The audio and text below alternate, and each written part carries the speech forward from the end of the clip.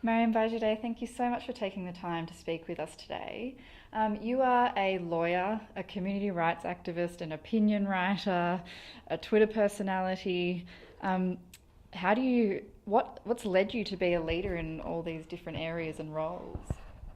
Oh, I wouldn't say I'm a leader in all of those roles. I suppose, and I don't do all of them at the same time, technically. But I think, yeah, I think I'm a tad crazy in that I always feel like I have too much on my plate, and then, but then I just can't not do things. So, yeah, probably don't have a very good answer. No, well, they're all very worthwhile. Recently in the election, we saw that Pauline Hanson has been re-elected, and do you think her re-election signals a mainstreaming of Islamophobia in Australia? I think it does. I think up until now, lots of people have been talking about the risk of Islamophobia becoming normalised, as I mentioned. And I think the fact that we now have an elected senator who, approximately over 500,000 people may have voted for, also considering them, there would have been the preferences as well. But it's the amount of people that voted for One Nation is also roughly around the same amount of Australian Muslims, live in this country. So it's not to say that every person that possibly voted for One Nation is necessarily a bigot. I wouldn't clump them together in the same way that I wouldn't want to be clumped together. And I don't like being stereotyped as an Australian Muslim, so I wouldn't do that either. However, we do have to ask the question as to what kind of fertile ground, what kind of fertile environment did we create that allowed, a party like One Nation that is predominantly has a anti-Muslim platform to be able to succeed in this way. So, in terms of combating anti-Muslim sentiment, you recently launched a website wherein you and Australian Muslims have been fact-checking One Nation's policies, and the thought process behind this is that you're using facts and figures to combat Islamophobia. Can you explain the ideas behind that? Yeah. I guess, the idea came to me when I finally made a point of going through all of the policies that the One Nation had on their website, and there was 12 policies, and Islam and Muslims, we had a whole category dedicated to us on the website. So I felt that going through it, I just was gobsmacked at some of the things that were included in there, and I knew that there would be many in the community who would take these to be facts, and they would take this and say, oh, that's outrageous, I can't believe we don't have that, or, why aren't we doing this? And the reality is a lot of it was based on either completely incorrect information or suggesting that something had been done when it had, or suggesting things that were actually already enshrined in law. So I felt that it was really important to have some sort of response, and that response needed to be factual, free from any sort of hysteria, free from emotion. I felt that one of the most effective ways was to just tackle it with, let's just throw the truth at it. And in general, how do you feel about the election of Pauline Hanson? Look, One Nation and Pauline Hanson have a right to be in Parliament, okay? So they were elected into the Senate. People voted for them. So I think the bigger question is that, again, it goes back to the whole of society, and that is that if these types of minor political parties are able to succeed and get into Parliament. I mean, they did get the biggest number of votes after the Greens and after the major parties. So it is a significant voter base that they have, supporter base that they have. The question is how do we get to this point where, and I suspect the issue isn't necessarily, I don't think that the answer is just because people have racist tendencies or anything. I think there's a combination of factors, and many people have already suggested this, that there is economic considerations, there's a whole raft of considerations as to how Pauline Hanson, One Nation, were able to succeed in the way they have.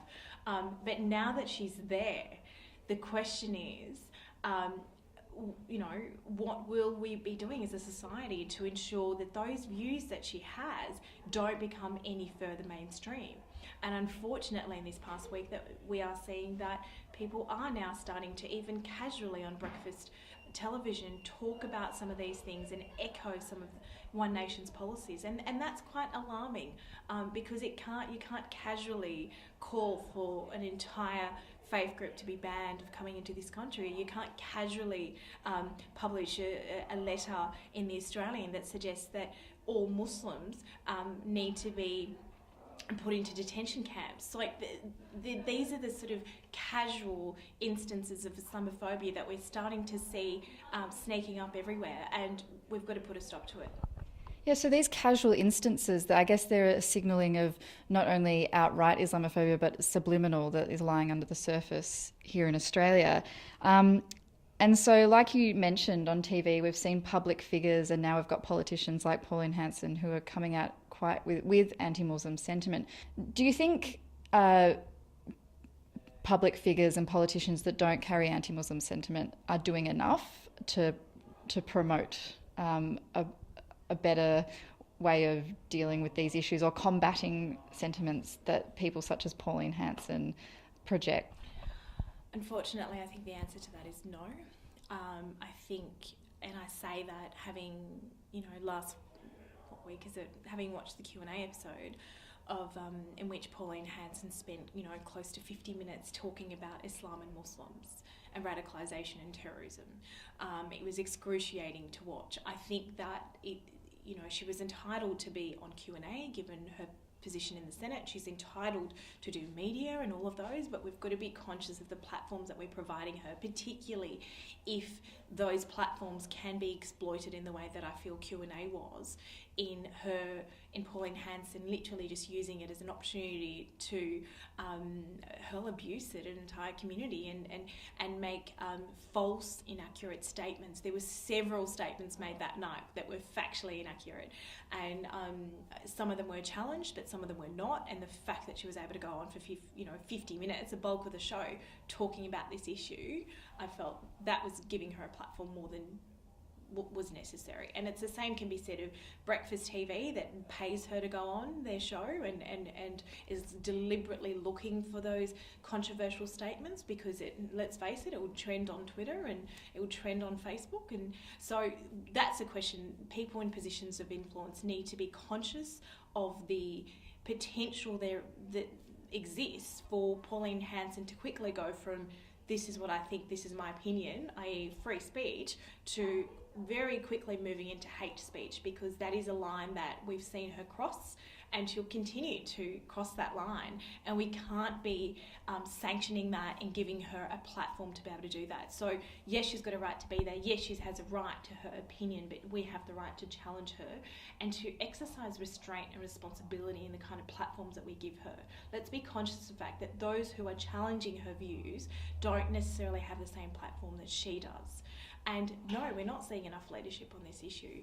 We haven't seen our, whether it's at a local level, state level or federal level, our politicians coming out and sort of speaking out against Pauline Hanson in a strong way.